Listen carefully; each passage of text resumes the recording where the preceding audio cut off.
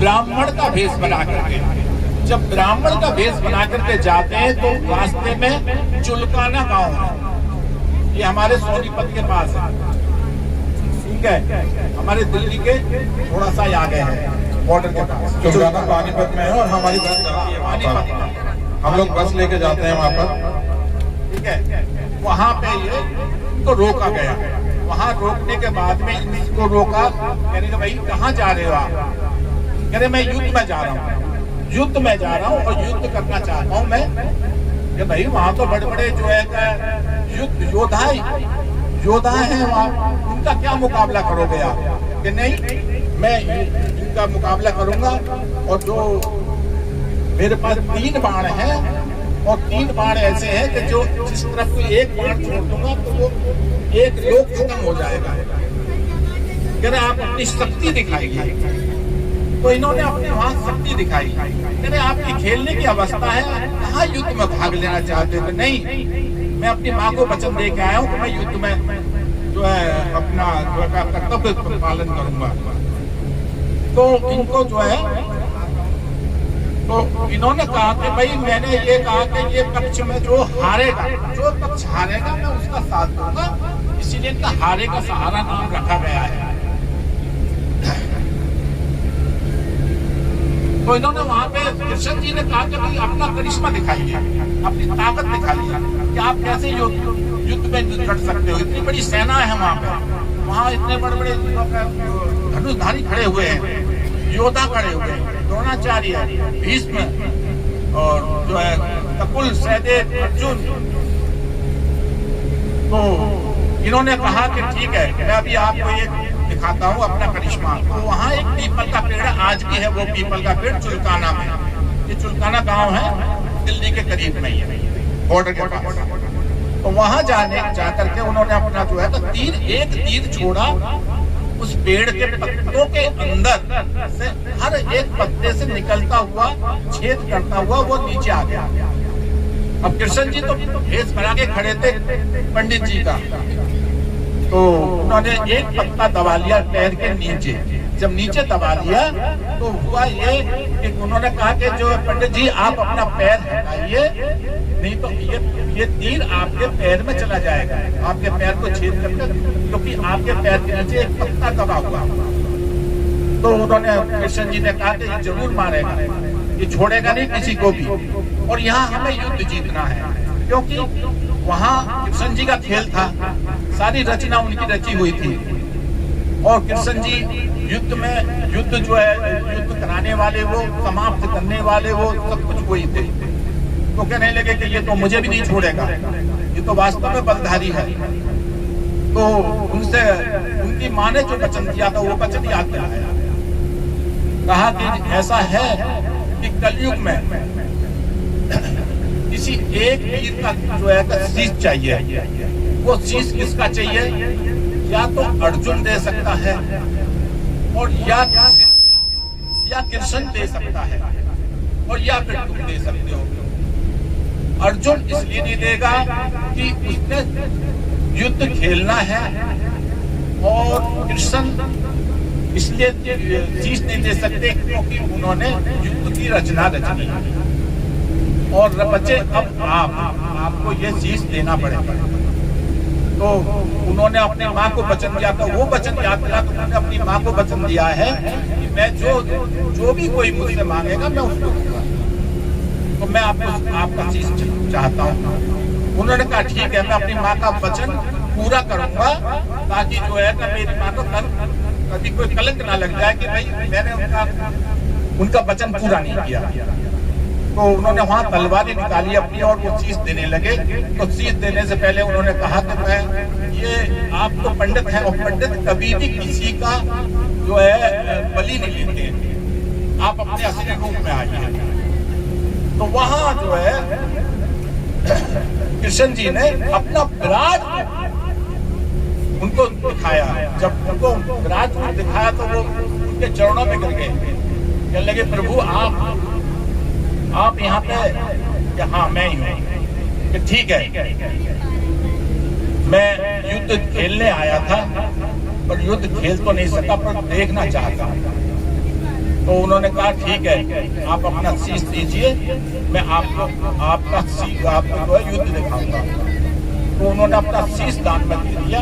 कि जुल्काना गांव में आज भी वहाँ मंदिर है, और आप अभी हमारा मौका लगा तो आपको लेके चलेंगे, वो जगह दिखाएंगे, वो पीपल का पेड़ भी दिखाएंगे जिस पेड़ में आज भी छेद हो रहे, हर पत्ते में छेद मिलेगा। जो नया पेड़ में से पत्ता निकलता है वो पत्ता भी उसमें भी छेद मिलेगा। तो वहाँ उन्होंने शीश दान में दिया, और दान में देने के बाद में उन्होंने उसको अमृत पिला करके हिमाचल गया। हिमाचल में सिरमौर के एक पहाड़ है, उस पहाड़ की चोटी पर रख दिया गया वो चीज। और जब चोटी पर रख दिया गया तो वहां से उनको वहां से युद्ध देखा उन्होंने। कहा कि आप यहाँ से युद्ध देखिए, तो वहां से क्षेत्र देखा। तो जब युद्ध समाप्त हुआ, पांडव जीत गए, कौरव हार गए, तो सब लोग जो है पांडव जो है खुशियां मनाने लगे। मतलब कोई जीतता है तो खुशी मनाते, हमने ऐसा कहा, हमने ऐसा मारा, उसको मारा, हमने उसको मारा, और मैंने इतने लोगों को मारा। वो इनमें आपस में इस तरह के तनाव होने लगा, खुशी भी होने लगी और तनाव भी होने लगा कि भाई मैंने ज्यादा मारा, क्योंकि मेरी वजह से युद्ध जीते। नहीं, तुमने नहीं ज्यादा मारे, मैंने मारा, मैंने द्रोणाचार्य को मारा, मैंने भीष्म पिता को मारा। तो अब इन्होंने जो है आपस में तनाव चालू हुआ। तनाव चालू होने के बाद में अब ये कृष्ण जी के पास जाते हैं, उनके शिविर में पहुंचते हैं। जब शिविर में पहुंचे तो इन्होंने कहा कि माधव, हम तो ऐसे हमारे अंदर मनमुटाव हो गया और हम तो लड़ने लगे, लड़ के मर जाएंगे। ये तो हुआ क्या कि ये हुआ कि तो मैंने जितवाया था, मैंने इतने लोगों को मारा, उसको मारा, उसको मारा, उसको मारा, नहीं तो नहीं जीतते। आप बताओ कि युद्ध किसने जितवाया?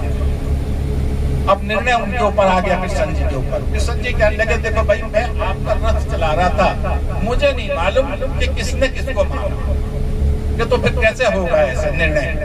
इस युद्ध का निर्णय कैसे निकलेगा कि किसने, कौन है योद्धा जिसने युद्ध जितवाया हम पांचों में से?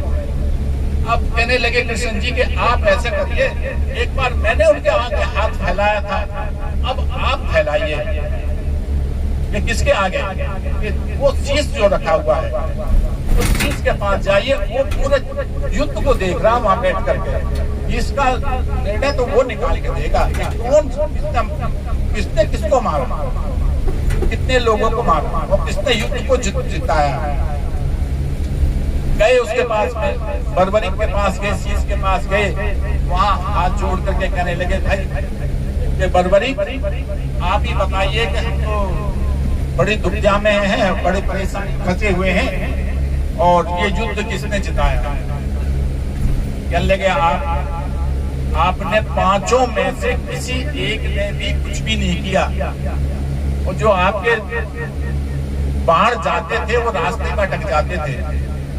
ये तो श्री कृष्ण जी का जो चक्र था वो जाता था आगे, वो आपके बाण को आगे लेकर जाता था और वो ही मारता था।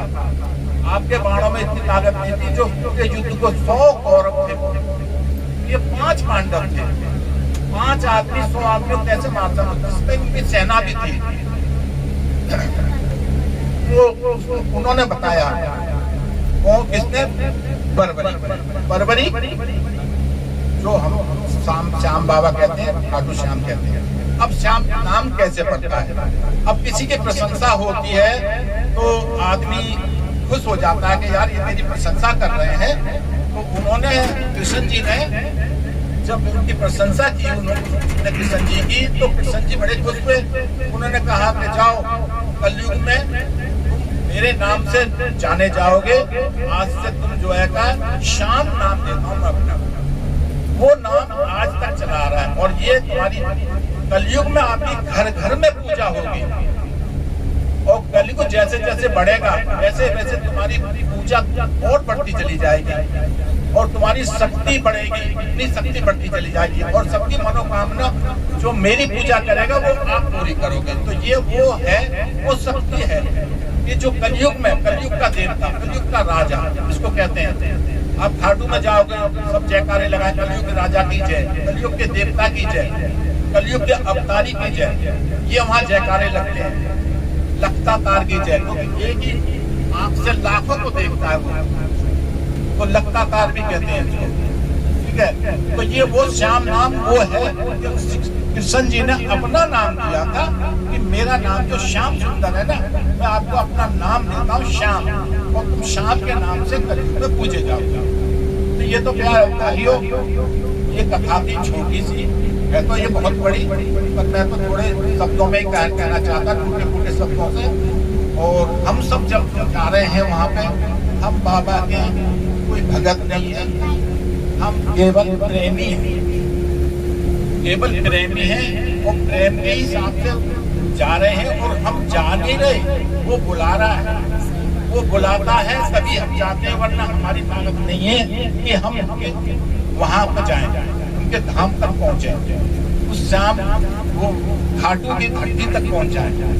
बहुत से लोग वहाँ जाते हैं, मंदिर तक भी अंदर तक नहीं जाते हैं, मंदिर के बाहर से ही चले आते हैं। ऐसी अड़चन आती है कि वो बाहर से बाहर चले आते हैं, दर्शन भी नहीं कर पाते।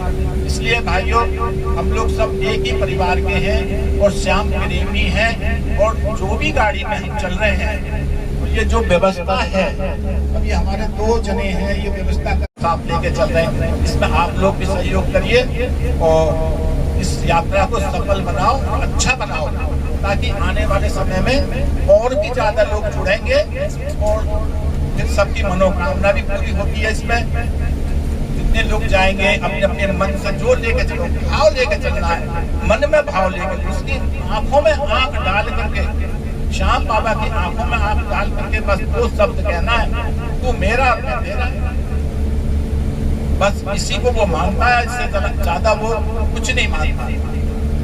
तो यही मैं कहना चाहता हूँ भाइयों, वो शब्द मेरी यही खत्म होते, मैं समाप्त करता हूँ, अपनी वाणी को विराम देता हूँ। जय श्री श्याम, जय श्री श्याम, हारे के सहारे की जय, 3 बार धारी की जय।